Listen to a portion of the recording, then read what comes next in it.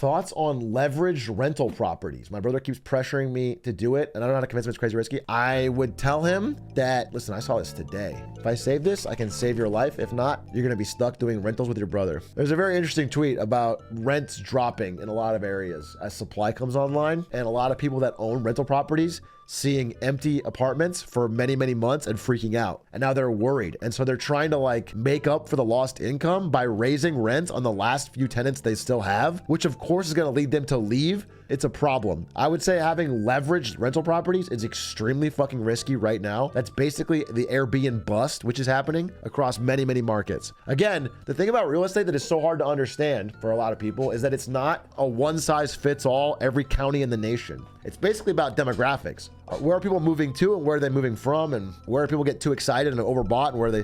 I would just say I would be fucking sweating right now if I was one of the people that took out a bunch of loans to buy Airbnb rental properties. That business is not doing well on average. And your bro probably watches a lot of fucking TikTok investment advice because that's what they always preach. It's like the new drop shipping. Everyone on fucking TikTok will tell you it's easy. Just take out a big fat loan, buy a property, set it up for a rental. It's really easy. It's no problem. The cash flow is great, but it's not true. It's not easy. It's hard to fill those properties, harder all the time. You're hustling to try and do it. You don't get the rents you think you're going to get, and the bank still wants its money every month. And if you have a couple down months where you don't fill up, all of a sudden that payment looks really fucking scary. Right here, look at this.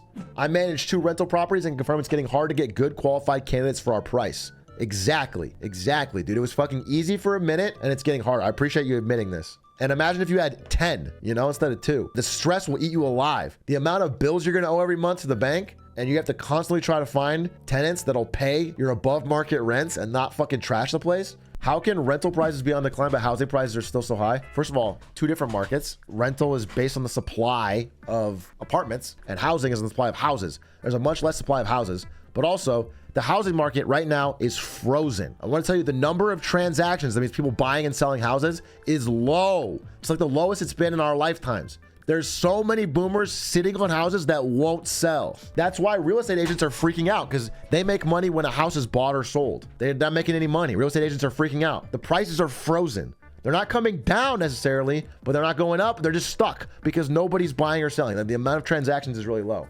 Why are people selling them? Because interest rates are really high. I hate to pirate software it again, but I want people to understand what's going on, because I think this is like 2023 was not a normal year. It's like a weird holding year where everyone's just waiting and seeing. Survive till 25. That's what they're all saying.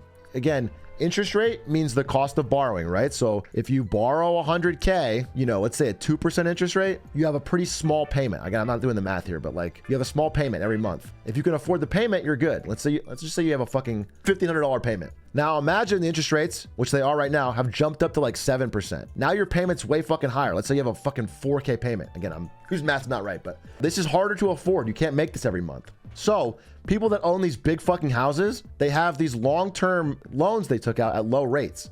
There's a lot of boomers that like bought when rates were 2%. So they took out a big loan. They bought a house. They have a 2% mortgage. Their payment is really low. If they sell their house, even for a high price, and they go buy a different house, their payment jumps way up. People hate having a high monthly payment. So much of understanding American economy is around people trying to get their monthly payment low. They don't care how much they pay total.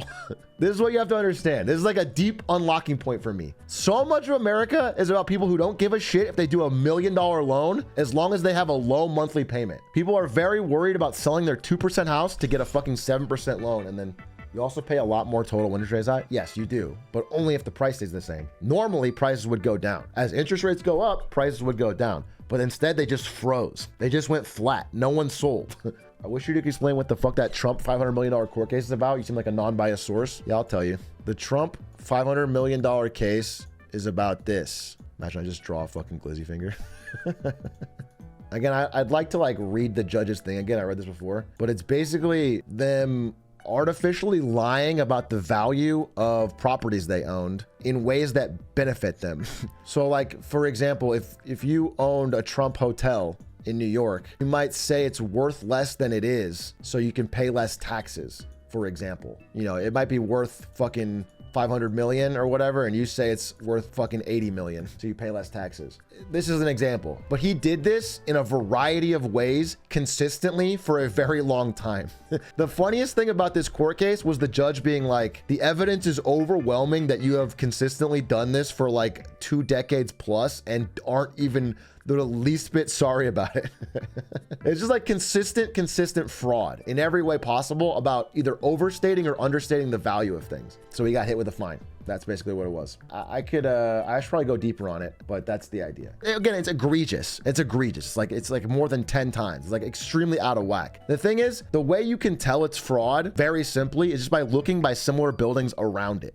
So that's what they did in the court case. They could just be like, hey, this building right next door with the same number of floors in the same location, the same area, just sold for fucking, $800 million.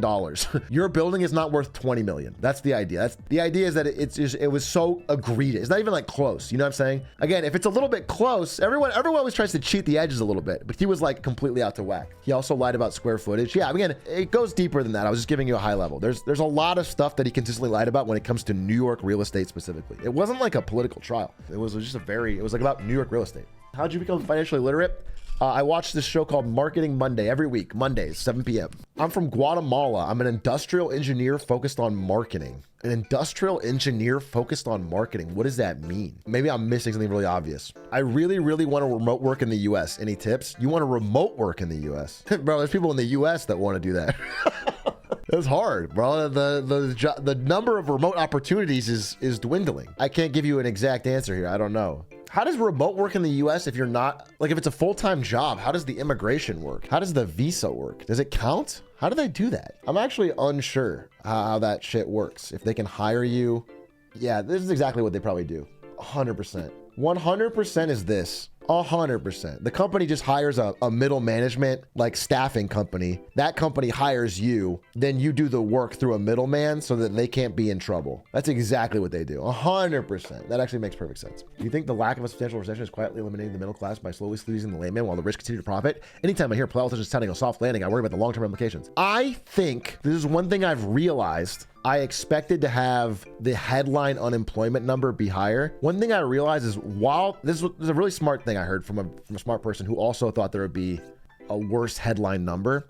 They said, while the government is running a $1 trillion plus deficit, there will not be a headline recession. Like the stocks cannot go down while a $1 trillion deficit is going on. So we're in a weird spot where the amounts the government is borrowing to fund everything means there's just too much cash in the system, which leads to inflated asset prices. Like stocks are way up, housing still remains elevated, but like the underlying stuff continues to deteriorate. The average person who doesn't have access to that fucking government cash printer and doesn't already own stocks so their wealth effect is up is in trouble. That is more what we're seeing.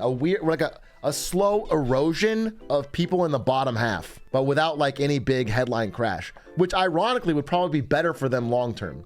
It really feels like everything is being propped up into an election year. There's just no, there's like a difficult shot that we will let any actual price discovery, which is finding the true price of things, happen in an election year. Government should just put trillions on Luka Doncic over points and easy. I do think Biden doing a $10 trillion parlay to get us out of debt would be based.